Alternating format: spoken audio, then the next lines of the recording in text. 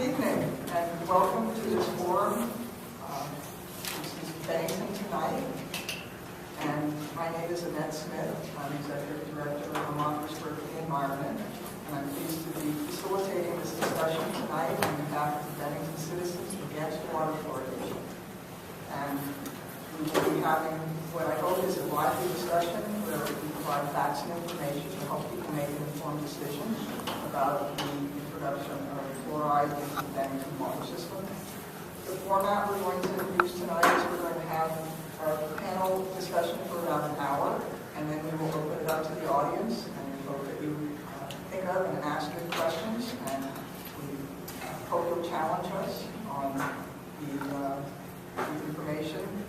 I know that if I were in the shoes of the citizens of Bennington right now, I think I would be confused.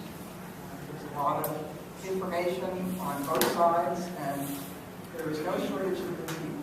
Everyone is trying to do the right thing.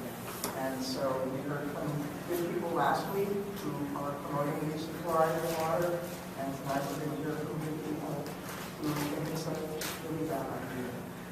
So we hope that through this forum you will get more knowledge so that you can make an informed decision. Joining me tonight, we're very pleased to have Deborah Moore, PhD from Berkeley. She lives in Vermont. Deborah has been involved with fluoride issues for 19 years in several ways. She was the lead organizer against water fluoridation in Worcester, Massachusetts in both 1996 and again in 2001. She successfully kept Worcester fluoride free both times, and it remains so today. Since 2001, Deb has been the executive director of Second Look, a national nonprofit organization that educates on the science of fluoride toxicity. Next to her is Wendy Crawford, who is a nurse from Bennington. And next to her is Dr. Alex Tenentes. He's a doctor of optometry.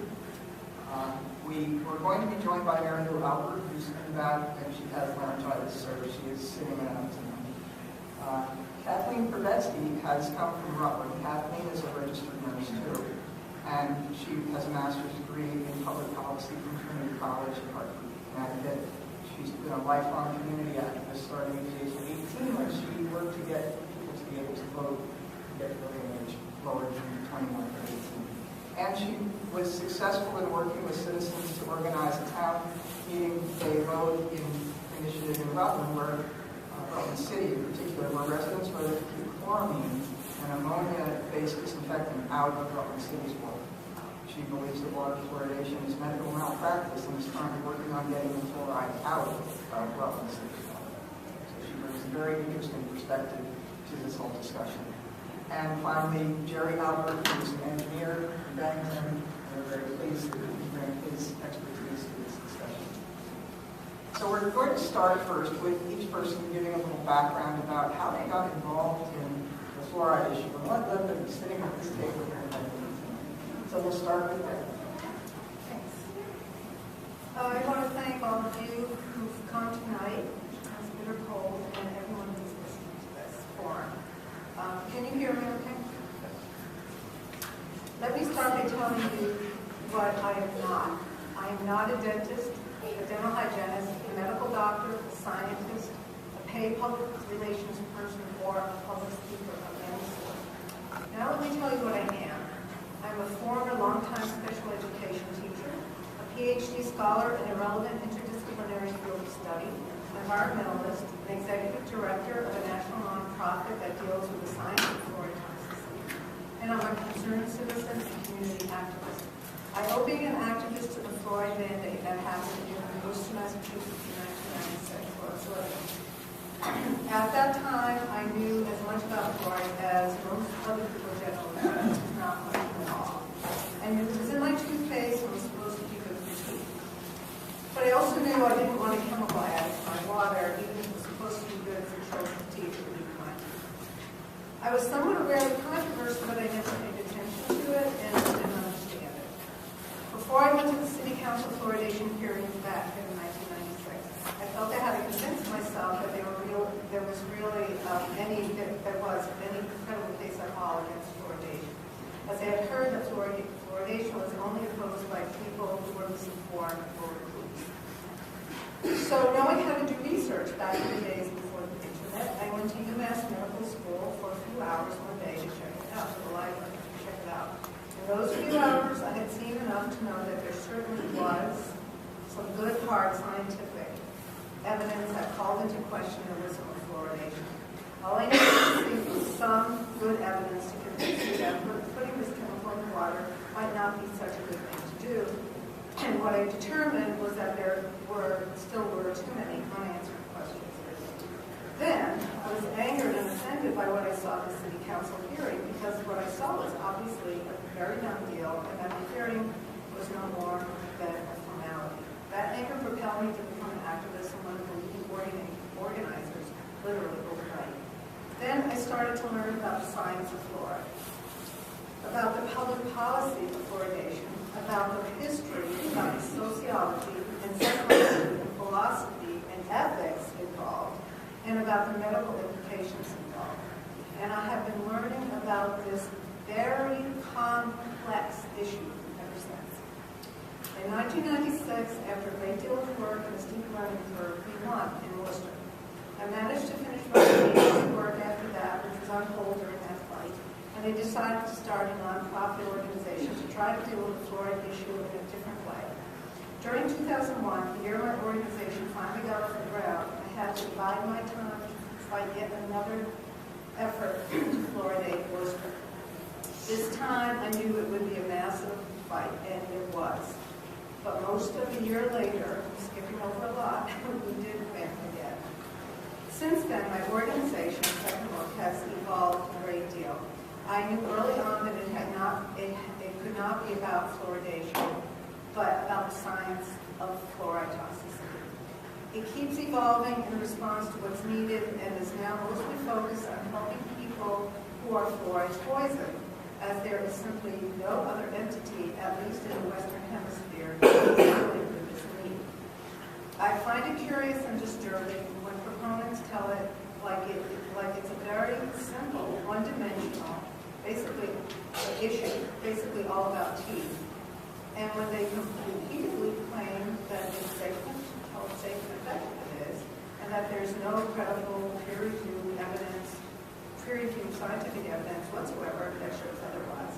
I find this strange because I know that there surely is plenty of credible evidence and that reflects the best of peer-reviewed scientific and medical research sources, and it is easy to find. I have now been studying all aspects of fluoride for the last 19 years and working closely with those who are most knowledgeable on the science involved. I can tell you that the only positive thing I can say about fluoride is that it's very useful in various industries. I have much to say about fluoride and will do so when the opportunity arises in the course of this forum. And Linda, how did you find this? Well, about 30 years ago, I started suffering from some vague medical problems. I was misdiagnosed with asthma. So I was given an asthma inhaler, which I've learned every asthma inhaler has fluoride in it. I used the asthma inhaler, my airway closed, and thank goodness I worked at the hospital at the time, and I was taken right down to the ER, and I had to have a shot of adrenaline.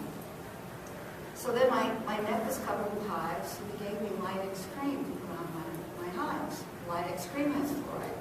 So I put the Lidex cream on, I was still at the hospital, I went back to the ER and had a long-acting shot of that. So the pulmonologist who was treating me for my asthma and the ER doc sat there looking through the PDR, which is this huge book full of all drugs. And they spent quite a bit of time and they compared the ingredients of both of the drugs I've been given, and they said, the only common thing we can find is fluoride. You should avoid fluoride. In the 30 years since, I've had a couple episodes where I have inadvertently been exposed to fluoride, either while I was a patient at the hospital and I was given fluoride, the fluoridated medication, my IV, and had a severe reaction.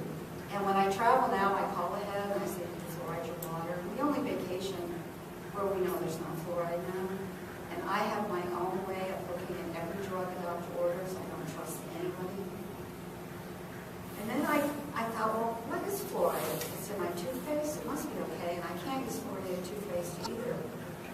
So I started investigating and I was shocked. I mean, I felt like a lot of people probably knew that fluoride they put in the water is natural.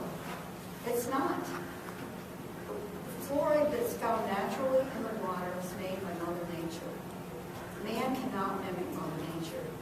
The stuff they put in the water to fluoridate it is actually a toxic waste from the phosphate fertilizer industry. And a lot of it's imported from China.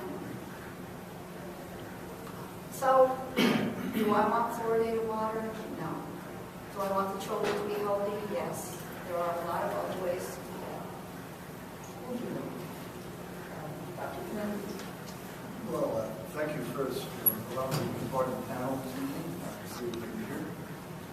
I got into this about 13 years ago when this last came up. I had a conversation with Mary Lou Albert, who asked me if I was interested in the issue of fluoridation of water. And I said, well, in what way? And she said, well, this has come up, and do you know anything about fluoride? I said, well, my children have had it. I use toothpaste, etc. It turns out that I said, you know, I'd be interested in looking at some data if you have some data. She surely indeed came forth with some data, more than I could chew at that moment. But I looked through it and I was actually stunned and surprised by the extent to which there are inconsistencies when looking at one issue. I'll later. But when you look at this issue, there are inconsistencies, and this is one of the main reasons I'm against water fluoridation. So I came to this issue because of the conversation. It was a chance conversation with Mary Lou, and it changed the way we looked at fluoridation. I'm happy to be here this evening, and I hope I'll be giving some information that helps people with regards to your decision about this. So Kathleen, you started looking at fluoride before it ever came up in Bennington this recent time. Why don't you tell us how you got involved? Hi, thanks for having me. I'm sorry I don't know any of you. I'm just curious before I start, how many people have already done the research and have an opinion on fluoride tonight? How many are against fluoride here? Okay, thank you. Thank you. So I want to talk about common sense tonight because that's how I got into it. And in 2012, we were told by the EPA that we had to use another disinfectant in our water in Rutland, and if we didn't use it, we would be fined. So everybody got in a huff about, oh my goodness, we're going to be fined if we don't add chloramine to the water. So I did some research and I said, they're adding ammonia to chlorine? Oh my God, my mother taught me not to do that. Are you crazy? Well, they were insistent, and people got together and used their common sense and said, let's put this to a vote. And we put it to a vote, and it was voted down to the complete surprise of the political leaders. It was amazing. And then what happened? Because now the leadership had to worry about being fined. So what they did is they started doing deferred maintenance on the water plant. And lo and behold, we have not had to use chloramine ever since because they were doing good maintenance practices. Surprise, surprise. Well, that's very similar to what is going on with fluoride. So people talked to me at that time and said, you got problems? You should look at the fluoride. I'm like, no. Oh my God, it's so widespread. I didn't want to do it. Well, I was waiting for the opportunity as I was researching to when is it ever going to be a good time. And so when Bennington started this, I went to the Board of Finance, the Board of Aldermen in Rutland, and said, hey, this is a waste of money. Let's pull it out of the water. And they're like, whoa. And so I started researching it. And then I got the bill of lading on the delivery because I wanted to know how much it cost for the fluoride that we were getting. And I got the bill of lading and it had arsenic in it. I said, wait a minute, you're putting arsenic in the water along with fluoride? You gotta be kidding. And everybody said, oh no, it's diluted. So there's nothing left. And it's like, common sense tells me that, science tells me, well, maybe you can't measure it, but it's still there. So that got me going, is what it comes down to. So I find out that fluoride is really a waste product from the fertilizer industry, and that's why it has toxic elements in it, and it's coming delivered right to Rutland with no measurement, no testing of what it was. The stuff that we get, which is what you're going to be using, is never tested for human consumption. And so, hey, you know what? Let's use our common sense. So we look further. Okay, so you can't feed chlorinated water to our babies. Okay, you have to use some other kind of water. Now wait a minute. I thought fluoride was good for tooth development. How come we can't use it in our water? Common sense. What do you think? It's a hazardous waste. The other issue was, well, we're getting it from a fertilizer industry that's never been tested. Common sense tells us that's not a good thing. That's not a good thing. And the other issue is the toothpaste. Man, I remember eating toothpaste when I was a kid. Bubble gum, all of it. Well, now you can't do it. Oh my goodness. So let's use our common sense. The science, there's a ton of science, and people have been trying to show this evidence for 60, 70 years. So that's how I got involved, and that's why I thank you for me being here. Thank you. And Jerry? Thank you. A lot of people know me. I've been a mechanical contractor. I wasn't an engineer. I'm a mechanical contractor for the last 36 years here in Bennington. And my background is in heat transfer, but I'm certified in 2 areas by the EPA.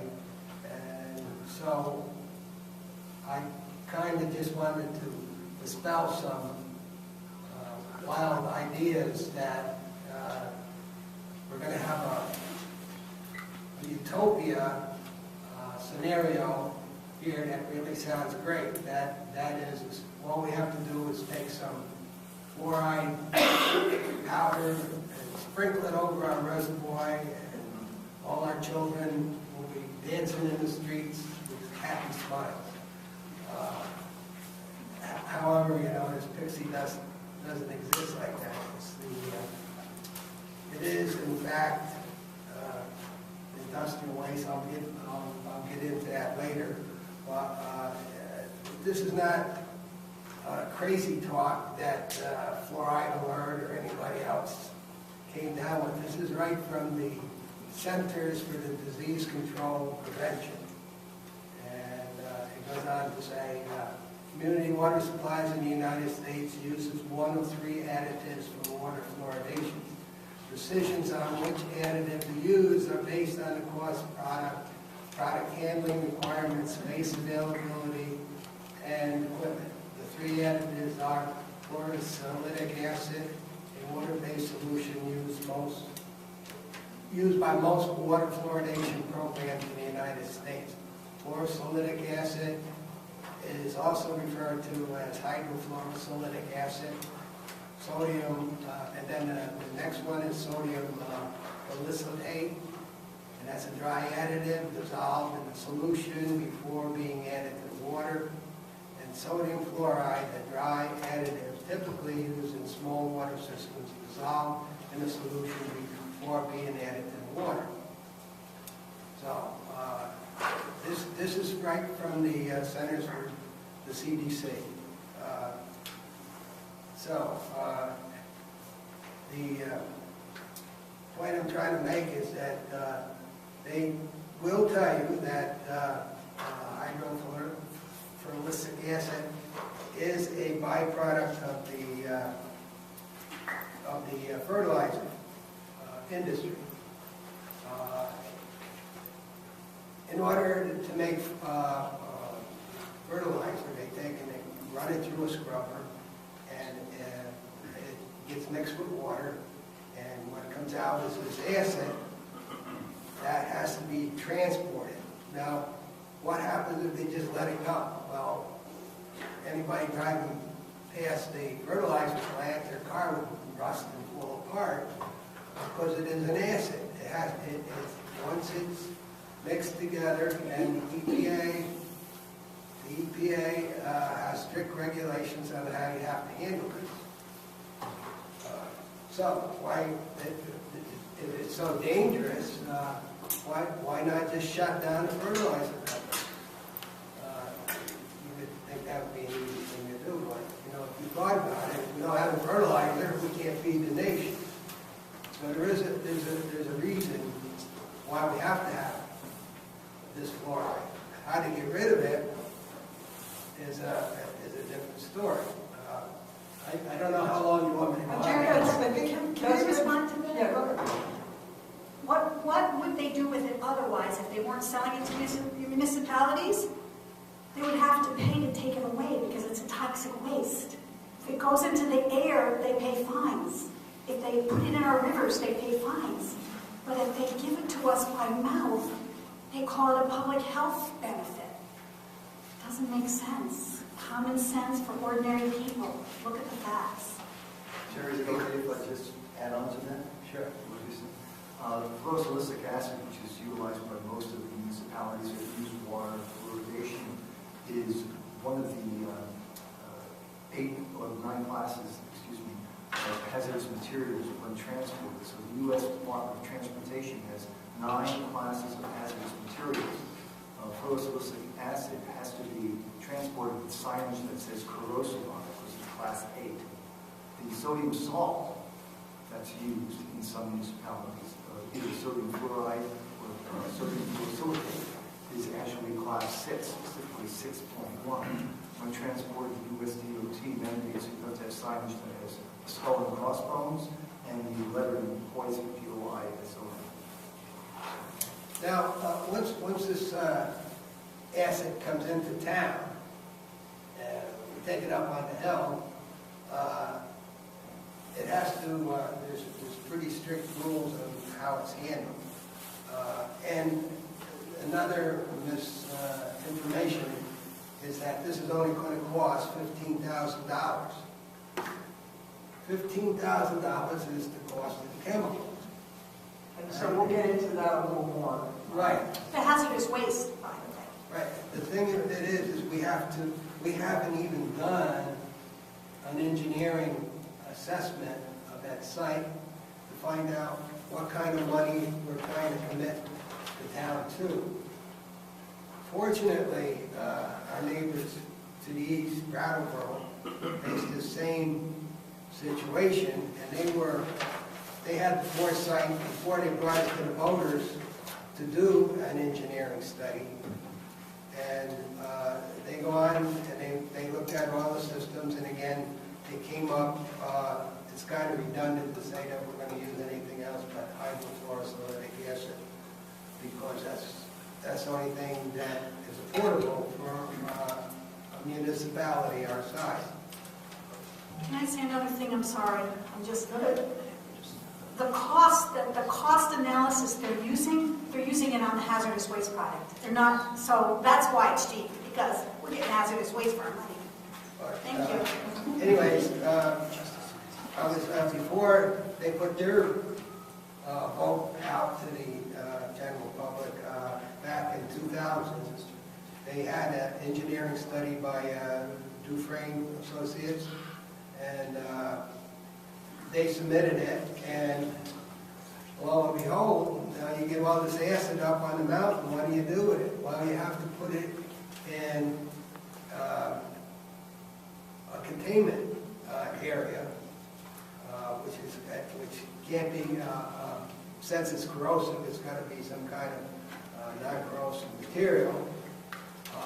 It's somewhere in the area of a 2,000-gallon tank. So, Jerry, I wanted to ask you, last week there was an engineer on the panel. Yes. Can you respond to what he said? I had kind of expected him to give some analysis of what it would cost. Yeah, right, because Jason works for a company, very good engineering company, and they will put together an engineering study like this. But that hasn't been done yet. It hasn't been done yet. So did he give any real information about what would be involved that you could put some From price this, I'm saying because Brattleboro is a similar size as Bennington is, will have a similar sized water system. They did their homework before they put it before the voters, and they paid for an engineering study. Now, before if this, by some stretch of the imagination, gets by on the 3rd, the first thing the state's going to require is this, an engineering study. And I'm just kind of borrowing their engineering study, and they're talking about, by the time you buy the chemical pumps, buy the storage tanks, and do the engineering, they were talking about $124,000 back in 2000. So those numbers are probably higher now. I would think. Everything else. So Jerry, we're going to come back to you, but I think that we'd like to hear from Deb now. I'd just like to say one thing. After they did all of this, did the engineering and everything else like that, put it to the voters with an educated engineering study, it failed. And we're still not fluoridated. So Deb, you have some questions that you wanted the audience to think about as we're Yeah, I have questions for the audience, primarily for people who are either on the fence or think fluoride is a good thing to put in water. These are designed to challenge you to think about what you know, or what you think you know, or what you don't know about fluoride and water fluoridation. So, do you ever find it curious that proponents often discredit each and every scientist and scientific study questioning or pointing to any negative effects of fluoridation, no matter how esteemed these scientists or authors may be? Can you think of any substance that we take into our bodies, whether medicine or vitamin or mineral or even food, that has not been questioned and keeps getting scrutinized relative to its effectiveness and safety, especially within a 70-year span of time? Is there any toxic substance that no portion of the population is sensitive to? Do you think that dentists get training in toxicology in school? Do you think doctors get training in dental toxicology? Where do the varying numbers constantly claimed by proponents of sometimes 30%, sometimes 60%, some people even 80% improvement in cavities with fluoridation come from? Do you know? Do they? Also, when proponents claim that 60 countries are fluoridated, do you know where or how they get that number? Why is it that the largest review of the dental literature ever done in New York, England in 2000, concluded that the studies on fluoridation on which the proponents rely most are mediocre at best, and more studies of higher quality are needed to determine the effectiveness and safety of fluoridation? Why is that? Why is it when those who promote fluoridation research some of the same things as the opponents, they come up with very different numbers or a different interpretation of results? For example, this often occurs when proponents invoke the 2006 National Research Council report on fluoride toxicity. They will usually state the exact opposite of the panel's findings, even after the chair of that panel made an unqualified statement to correct this twisting of the law. How would you feel if you read in the paper that Bennington was requiring all residents to consume aspirin, the wonder drug, because it could prevent heart attacks? Do you think it would be a good idea to put this required aspirin in the water supply? And aspirin isn't even a prescription medication, by the way, as is fluoride. Do you know where the chemicals used for fluoridation come from and what they contain? How is it that after years of proponents publicly denying that the fluoridation chemical is an industrial waste product, that is now admitted on their own websites, just as we've been saying, albeit being represented as a byproduct, not an enormously toxic waste product? Do Do you know what fluorosis really is and about its growing prevalence in fluoridated America? Do you know how much it costs to cosmetically repair a fluorosed tooth, even a mildly fluorosed tooth? What if you found out you were allergic to fluoride in the water after it was put in the water? How much time have you taken to study all sides of this debate to make an informed choice about a chemical that will accumulate for years inside your body? I'm hoping that you'll think about these questions using common sense, basic logic, and open your mind to some focused thought and research on this matter. I'm hoping that if these questions and your research raise any doubt or all in your mind, you'll trust your intuition that maybe we shouldn't be doing something we might regret later. And I'm hoping that you'll ultimately agree that if there's any doubt, leave it out. Thank you. That raised some interesting questions in my mind, too. The idea of putting aspirin in the water when it's not a prescription medication is very interesting color. Last week's program, I found, caused some confusion in my mind about some of these topics. So I thought we could discuss some of the things that were said that might help to lead to less confusion on my part and other people. So the idea of fluoride being a naturally occurring substance that is being added to the water to boost the natural fluoride, which is what's on the ballot. Very poorly worded, in my opinion. However, if you want to use it topically, you need to get a prescription. However, what I heard said last week was that it is not regulated by the FDA. So, who regulates fluoride? And why is it that sodium fluoride is a prescription medication, but that it's not regulated by the FDA? I'll take that. Okay. Nobody. The EPA, all they're concerned with is how much comes out of out of the tap, no, out of the sewer treatment plant. They just want to make sure that everything is copacetic there, okay? They don't regulate what's going in. They consider fluoride a water contaminant, and they have been taking this back and forth for quite a while on what to do with it, and we're still waiting for the studies that they said should be done, and they don't. Why could that be? So nobody regulates fluoride. And I just want to say about fluorosis. Fluorosis as a cosmetic defect versus an adverse health effect, well, that's the discussion they've been having for a long time also, and politically they got to talk about it as a cosmetic defect. Common sense again, if it's showing up in the teeth as overexposure, what do you think it's doing with the rest of the body when we're drinking it? Little children getting the same stuff as big athletes and laborers. Did I answer your question? I think I can hop in a little bit here as well. I asked a question at the forum last week, and basically dealt with this. I said, if, when prescribed, because by mouth, fluoride is a prescription-only substance, and when taken by mouth and prescribed, it has a prescription written by a dentist and a doctor, or a doctor who has taken the liability and responsibility for the outcome. And that substance, which is pharmaceutical grade, by the way, is not FDA approved. It's an FDA unapproved drug, you probably know by now. Fluoride is not approved by the FDA.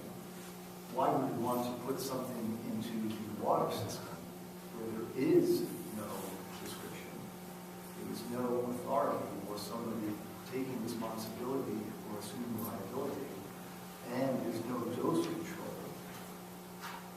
And the liability and responsibility is sort of bounced around. It's gone from the doctor and the dentist, who basically have studied for many years to become individuals who have prescription writing authorities.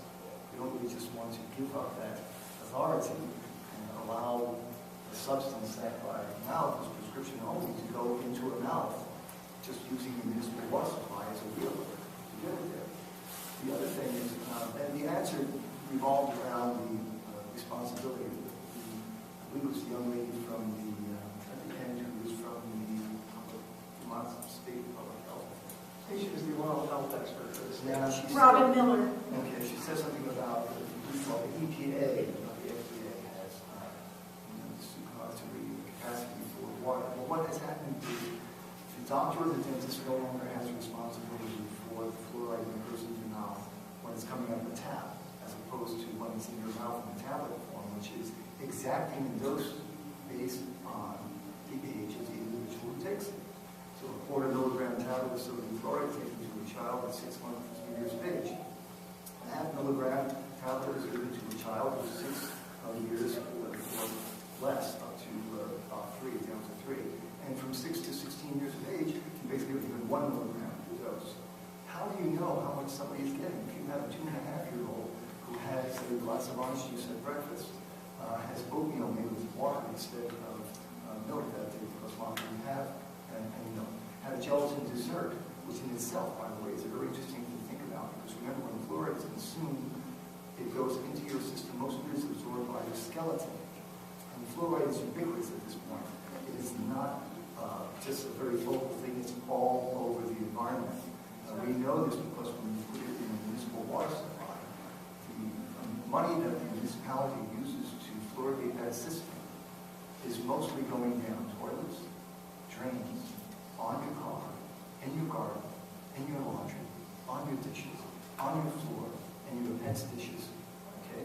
And so the amount of actual money that is used for fluoride delivery is very, very, very small for the actual target. It's like buying something, it's less than 1%. The USGS, the United States Geological Survey, tells us that we utilize between 80 and 100 gallons of water per day. Now, if you consume a gallon a day, I challenge most of you to stand up and say, I drink a gallon a day, okay? Well, that would be between 1 and 1.25% of the total water consumption that you have each day. Therefore, 1 to 1.25% of $15,000 to fluoridate the water system is somewhere between $150 and $180. And that's assuming that everybody needs the water. So is there a cost argument to fluoridate water because it's cheaper, because sodium fluoride is a prescription to drug that's expensive? Well, then you get into one of the main reasons why I actually see it here, which is that you might hear that for every dollar you spend, there's $30 saved. Okay, you use water fluoridation. I understand that's a good number to use, but you can't put a price tag on American freedom. And people have paid a price for American freedom over the years, in and out of uniform. And it turns out that when you stand up in a movie theater, for example, and you yell out, fire, fire, and people are injured or even killed, and the resulting stampede when there's no fire, because you utilize what we consider freedom of speech, okay? You have done harm by utilizing freedom. Well, the same thing happens when you have individuals vote on any issue, any health initiative that involves water fluoridation, because what you wind up doing is you're taking your freedom to vote and you're trumping another person's freedom to control what goes into their body. The state of Vermont has always been in the forefront when it comes to personal freedoms. The United States of America has always been in the forefront of all personal freedoms and other types of rights. Religious freedom right on down to what you do with your body. So we want to understand that when you're looking at this issue, you have to look at it from the point of view that it's a very, very nebulous issue. It has a lot of inconsistencies. The EPA, for example, we were talking about the kicking around the responsibility goes from the doctor to the dentist when you're taking it by mouth to the FDA, who says, no, we're not responsible because we didn't approve it. It goes to the EPA. The EPA actually got this in 1974 with the Clean Water Act. And the EPA says, we're not responsible if you have water fluoridation because it's not mandated, it's voluntary. And the reason it's voluntary is because if 50.1% of the population votes it in, 49% plus is medicated against their will. Okay? And because it's not put in the water to improve its flavor, it is actually put in the water system to mitigate a particular medical condition. Who cares? It becomes a medication. It's a drug. But that's a prescription drug. It's actually very inexpensive. It's $4 for a month's supply of sodium fluoride tablets at the local CVS in Bennington, regardless of dose. So And that's without insurance, that's a cash price. Most of this substance is actually to be covered by the Dr. Dinosaur, but a lot of individuals who are lower economic groups. They're going to have that covered. It's really the dental care, and this is a problem here. It's something that I'd like to state here. It says here, this is a beautiful letter from a wonderful individual on the Bennington Oral Health Coalition, a group that's brought forth this initiative. Her name is Grace Winslow. She's an RN at PSN. And she wrote this to a newsletter, which is called Connected. It's for the Bennington County Child Care Association. This is for January, February, March 2015. This sort of stuff's not been out there. I wish it were out so that everybody could look about this and talk a little bit more about what we're doing. So what they're arguing is this: the schools in Bennington have had no switch and spit program since May 2013. Okay, that's one of the issues. We've had no dental hygienists in the middle and high schools for about 3 years. How frustrating it is for these well-meaning people to deal with these issues and see these patients who have marked dental decay. But again, I have to reiterate, there's no price on American freedom. As bad as this sounds, water fluoridation is not a substitute for good dental care, professionally supervised oral health is really where you have to go. This is where you have to go. So when we look at the whole idea of water fluoridation, you're not going to improve the outcome of an individual by using something that is not a slam dunk. So the reason I'm here is to tell you it is not a slam dunk. Fluoride is not an essential nutrient. There is no specific health condition that is a deficiency of water fluoridation. So if you have scurvy and you take ascorbic acid, you're 100% cured. You have rickets, you take vitamin D, you got the cure, 100%.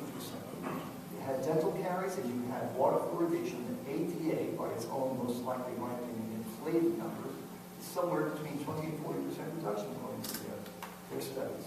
That's a 60 to 80% non-reduction of the problem that you're trying to mitigate with this water fluoridation initiative. So it does not seem to me to be the way to go. You have to take care of the problems, put the money where the mouth is. If you have problems, you know where they are in this town. For example, there have been statements made that 2 of the 4 top schools for dental decay in the state of Vermont are from Bennington schools. There are top 10 schools for dental decay based on the Oral Health Keep Smiling Vermont 2013-2014 report that are from fluoridated communities. Schools that are from fluoridated communities. We know that baby bottle tooth decay, for example, is 3 times more prevalent in poverty than it is elsewhere.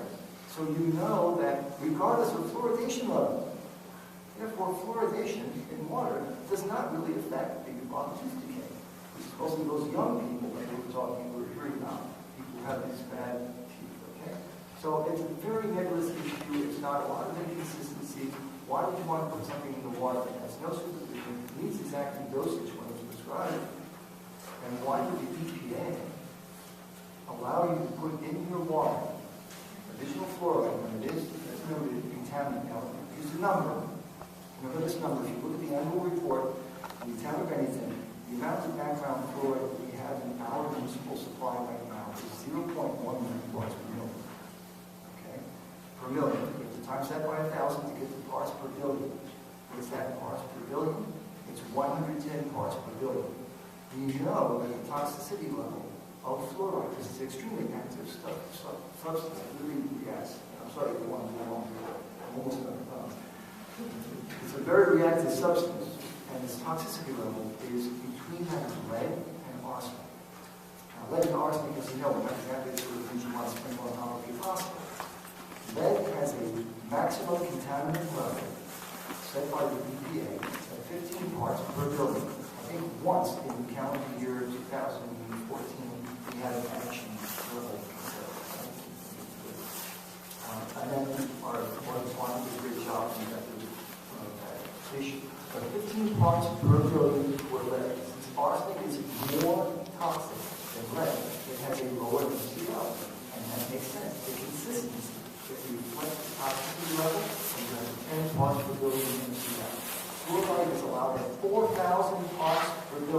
by the EPA. It's stacks of inconsistencies that almost sounds like recklessness. Why did they turn their face in the opposite direction and basically ignore the fact that at 110 parts per billion, we're already over where fluoride should be? Probably about 10, 15 parts per I billion. think Deb wants to respond to what you're saying. I can't even give you any figures at this moment, but my understanding from good sources for a long time has been that basically the EPA, the maximum contaminant levels and goals, maximum contaminant level goals for fluoride were brought about fraudulently. There was no substance, there was no basis for them. That everything, as Al just mentioned, all the contaminants are measured in parts per billion. Fluoride is the only one measured in parts per million. He's absolutely right that that's a real big, should be a real big concern. Never gets mentioned.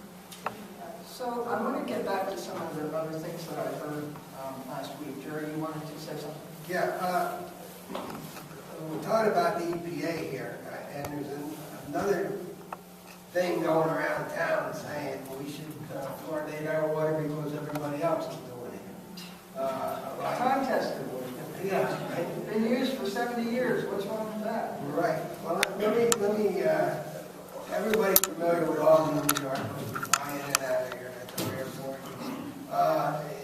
But Albany is also, besides the state capital, it's home of Albany Medical College, Albany Pharmacy College, Albany Medical Center, several dental hygienist schools, etc. So I dare say that there's more doctors per capita in Albany than we have in Bennington. And it was very interesting because everybody's talking about the study of one's peers when we're talking about the subject. Let me just read what the Albany Water Board had to say. It is the board's judgment that there is insufficient evidence to support a decision to fluoridate our drinking water at this time. Indeed, there is considerably new information which indicates that there may be serious health implications to fluoridation, especially with regards to the findings of the National Academy of National Research Council. The board also believes that sufficient other means are available to obtain fluoride for those wishing to do so. Now, this is by the National Academy of Science that's been around since Abraham Lincoln. I don't know what other study can be peer-reviewed except for this, but I think the people who are putting up Article 15 should seriously read this and reconsider it. So one of the things, again, I was a little puzzled by last week was the discussion about the role that putting fluoride in the water has in terms of saliva and coating the teeth with saliva. As though there's the answer to the question was fairly simplistic, that all we have to do is put fluoride in the water and then that keeps a dosage that is going to be protected or something. And I didn't quite follow that. Can somebody speak to what the actual science is on that? Most of what? Well, there have been several studies recently, in the last decade or so, that have shown that that's just basically a myth. That was one among several of the myths that proponents have concocted to explain why fluoridation works. And it's changed over the years, but what's happened is people who are now still promoting fluoridation, they're not up on the changes. They don't even read their own dental journals.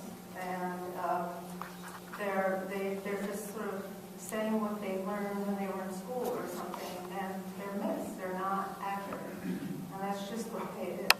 There are several studies, I mean, from the CDC itself, said in 2001 that saliva, the concentration of fluoride in public saliva as it's secreted from salivating glands is low. And this concentration of fluoride is not likely to affect cardiogenic activity. And they have, because it's the CDC, and the CDC, which is fluoride and water fluoridation. They have sort of an explanation for that, but it doesn't even, in their own words, it doesn't even make any sense. I'm sorry, I have to talk again. Are you finished? Okay. Oh, sorry. You know, medicine is so compartmentalized these days. You go to a cardiologist, you go to a diabetic doctor, you go to the dentist. What's happening here is dentists are looking at their area of expertise, and that's about teeth. And that's what they're experts on. So what's going on in the body is never addressed, never addressed. We know fluoride goes to the teeth. We know it can be applied topically and it works well. But fluoride also goes to the bone, but it also goes to the pineal gland. And that is what makes me crazy. Because if you know about the pineal gland, it actually has, when it has fluoride, there's more fluoride being stored in the pineal gland of our children. That takes care of circadian cycles. That takes care of sexual maturation. That does a lot of things, and it's absorbing fluoride and becoming calcified. So the studies are there because Sarah Vos absolutely, when she came to Rutland, said, yes, that is valid, that is happening. And it's like, the dental industry, please look at what's happening in the rest of the body. Calling it a cosmetic defect when it's going to your bones inside your body and causing arthritic symptoms, or going to the pineal gland and maybe causing early maturation of young women.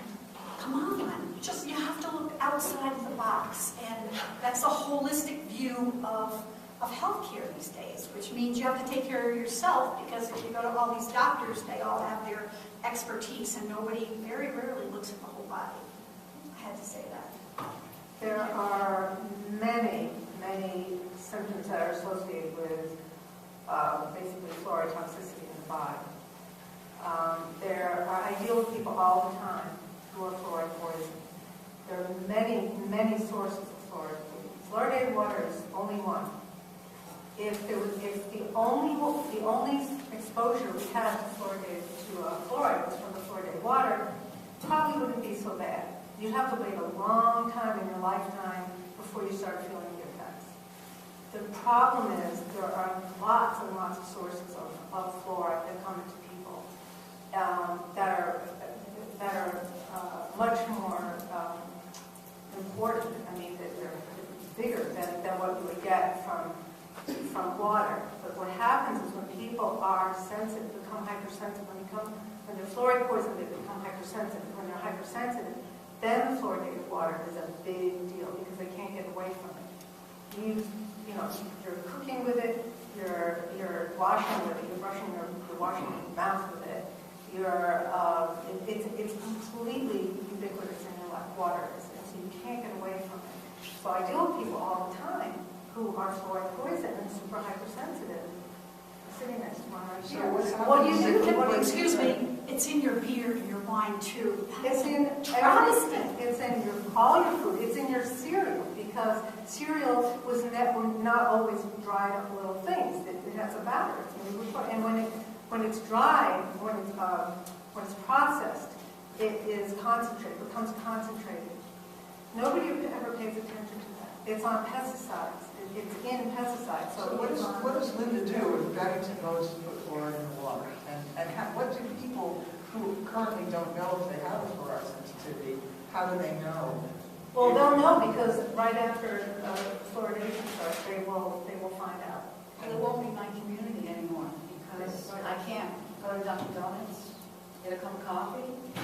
I can't even buy vegetables at Price Chopper because they miss That's right. continuously. Now, last week I heard that somebody said that you could use reverse osmosis, and I understand that maybe gets out 80% of it, and also removes some of the good minerals. It can get up to 97% now, but if you are highly fluoride sensitive, it's not enough. It's not enough. Excuse me, only the rich can afford reverse osmosis. Restaurants won't use it. Well, The issue there is that when you pay the water bill, you expect to have the purest substance coming out of your faucet that your opinion can give you. And there are, again, inconsistencies when somebody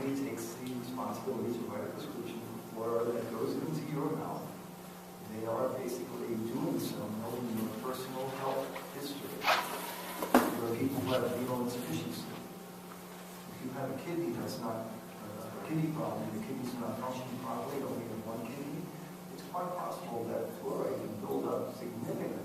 So it bioaccumulates. Well, it bioaccumulates for sure. This is what happens. This is why I earlier was trying to point out the gelatin dessert that's made. That in itself is a source of fluoride. One of the things that people rarely think about is the amount of fluoride. This is significant. Remember this. There is much more fluoride in lower grades of tea, the dark teas, which are allowed to stay on the plant longer made out of older leaves.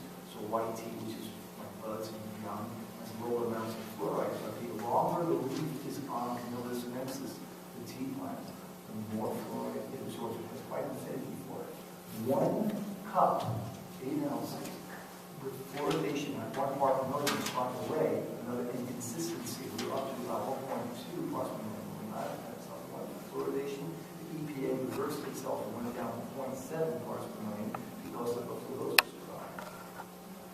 That is the equivalent of saying, oops. You don't want that happening when you're putting it into your water.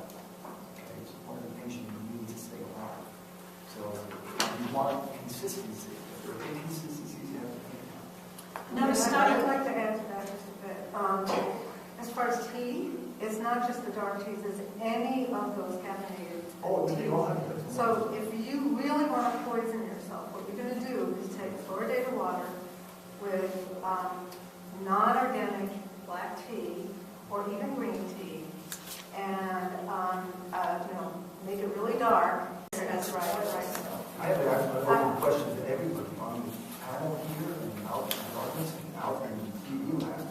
Why is fluoride by now no longer in the physician's desk records when OTIC, ophthalmic, dermatologic, oncologic, and psychiatric meds is still in the PDR? The last time this came up in Bennington, I brought a sheet, a photocopy of the PDR page dealing with all of prescribed fluoride, and it had the box that said, under no circumstances should the recommended dosage be exceeded.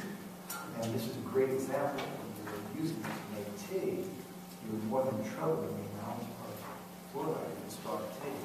And dark tea is used for the cheap tea bags, and people have less money and buy cheaper tea. So if you've got a 10-year-old son who's holding big post holes on that, he might be banging down a fair amount of this. Yeah, one of the latest studies come out is about kidney stones. Actually, are composed of fluoride that they're finding now. So, another serious side effect for people that have kidney stones and have to pass them. I've been waiting for a point time to make the one point that I think is really, really, really important. And that is, Alice already mentioned, the bioaccumulativity of fluoride. It is a bioaccumulative toxin, it's a poison.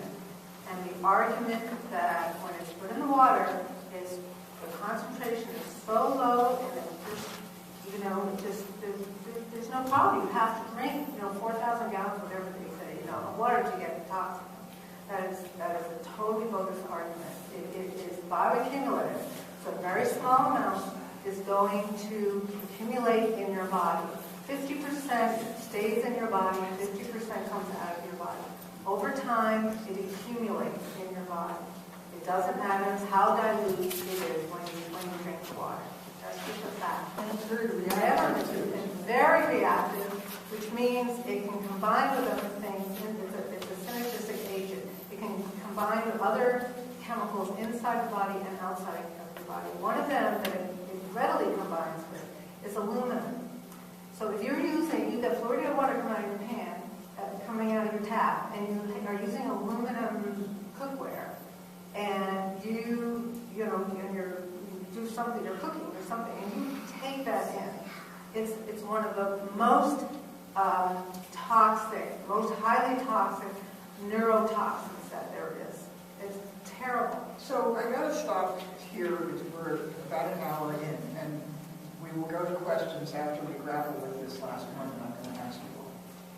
We watched representatives of the local hospital, the state health department, state toxicologist, doctors, chiropractors, well-intentioned, good people. Pretty much say fluoride is good, and they're really, one of them did say that it is reactive. But how do we help the public grapple with this complete disconnect between what you all are saying? And there's plenty of studies. This is not an area which is short on studies, but how is it that our state and local health providers don't seem to read the same studies that you do? And I think I'd like each of you to kind of address what you heard last week in the context of expertise that was supporting fluoride, and how do we grapple with I think on a local level, I think very often, I think it's the case in Bennington, people are very genuine in their effort to help the people who have teeth problems, okay? That's where the focus is.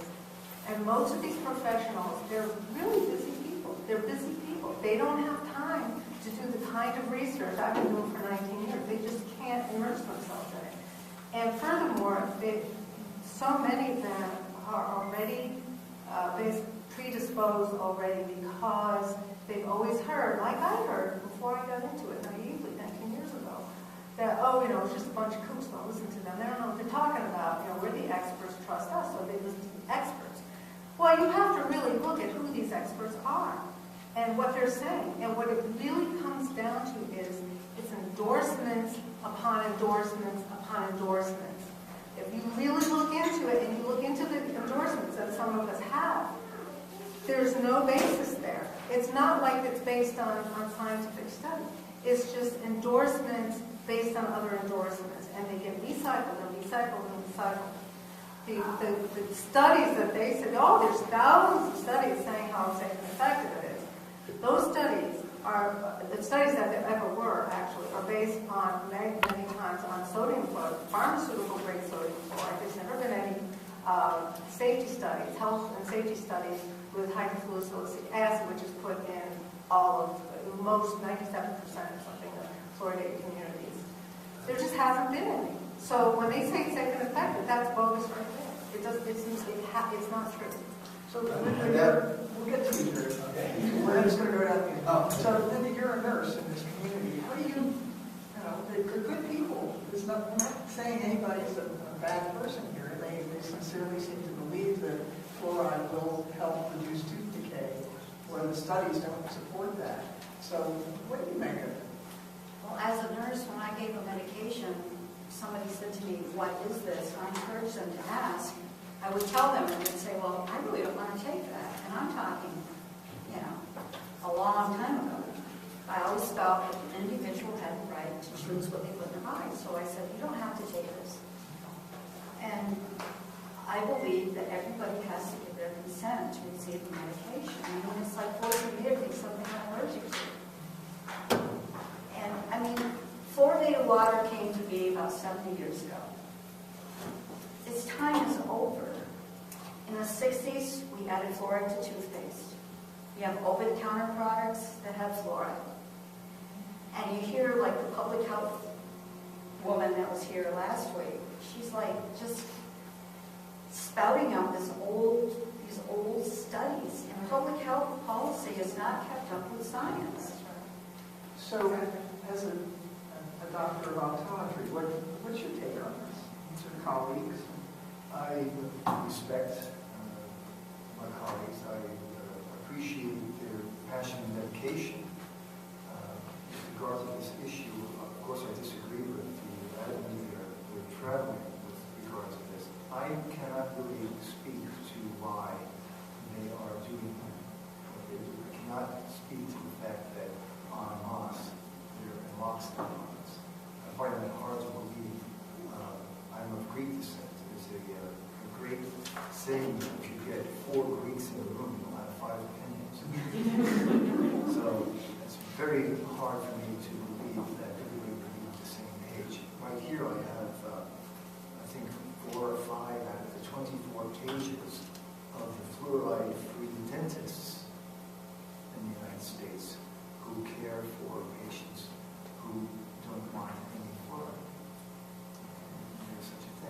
So it's not everybody in agreement. Dr. John J. Warren, TTSMS, Stephen M. Levy, TTSMPH. This is 2003 from the Dental Clinics of North America, a paper written called Current and Future Role of Fluoride in Nutrition, has this statement: current evidence strongly suggests that fluorides work primarily by topical means through direct action on the teeth and dental plaque. Thus, ingestion of fluoride is not essential for caries prevention. This is just one of the many, many papers out there saying that topical is the way this works. Systemic is not necessary. So that's why there were these inconsistencies for the communities with dental problems. Big bubble tooth decay, not responding to it. There were many, many issues there. I can't speak to why they're all together. All I know is that if you look at what's happening community to community, nation to nation, as time goes on, you're not building a body of evidence that supports fluoridation, but rather the opposite. Israel has gone recently non-fluoride. I have in front of me news reports from the past year and a half. Portland, Oregon, Albuquerque, New Mexico, Wichita, Kansas. Portland's had a big, Oh, that's it's in Portland. We're talking, not small birds here. We're talking 600,000, 558,000. and these are communities that have fluoridated water and have voted to get it out. Now, Kathleen, as you're learning, it's harder, much harder to get it out and to keep it out. Once it's in How many people here knew that employees of the EPA, all 1,500 of them, went and said they do not support water fluoridation? They took it to court. How many people knew that? We talked about what's going on in the EPA. Their own employees, the scientists that have done the study, came forward and said they were coerced. That whole issue between cosmetic effect versus adverse health effect. So the information is not getting out there. So Kathleen, we went through this within Rutland too, with the chlorine issue, where we had the same panel of experts from the state all supporting adding ammonia to the water too. What is you're a nurse, you deal with these, and I'm not asking you to say anything negative about it, but how do you grapple with these state and local health? Well, there's pods all over the world at this point that are doing the same thing that we are doing here. Yeah. And that is amazing. And you know what? We're all in communication and we're sharing information. But why is it all happening all at once? It's because the corporation has taken over our governments. Mosaic made net profit last year was like $9 billion. Mosaic is the phosphate fertilizer. There's money in this. There's big money. Dallas leadership just voted to spend $1 million over the next three years. It's all about the money, folks. And if they can get money for hazardous waste that they would have to pay to get rid of, what do you do?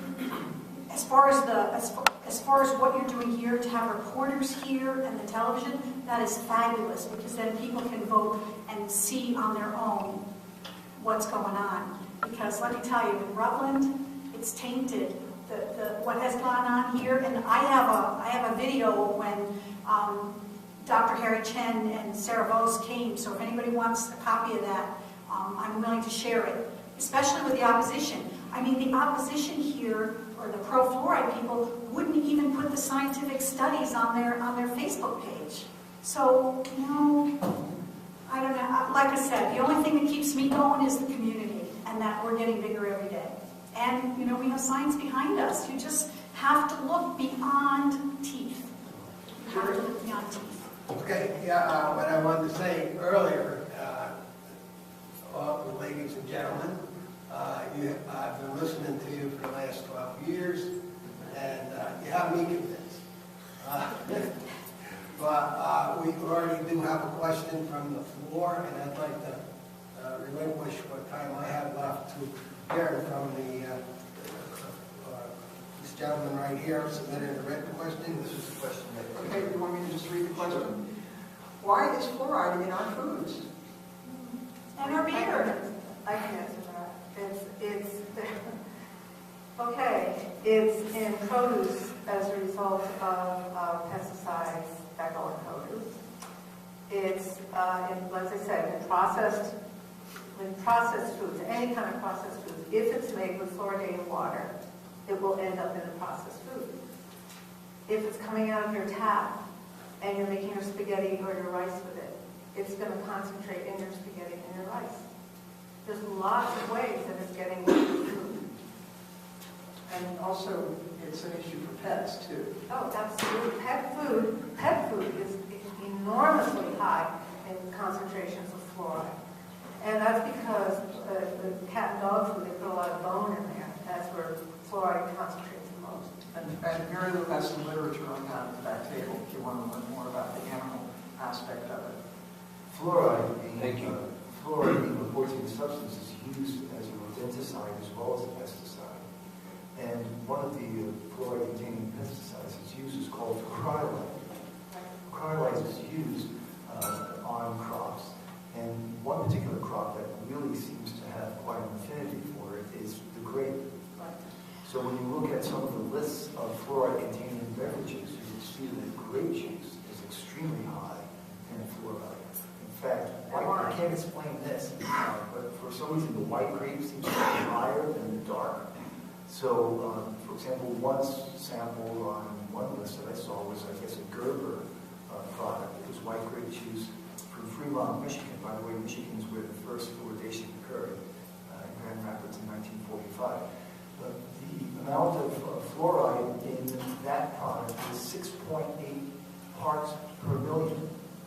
We're looking at somewhere about 0.7 parts per million for water fluoridation standard in this product is utilized. So you can imagine how much more fluoride than the recommended dose that's not supposed to be exceeded when it's pharmaceutical grade you get in a glass of white grape juice if you're a 2.5 or 3-year-old. Oh, yeah, I'd like to say something. Okay.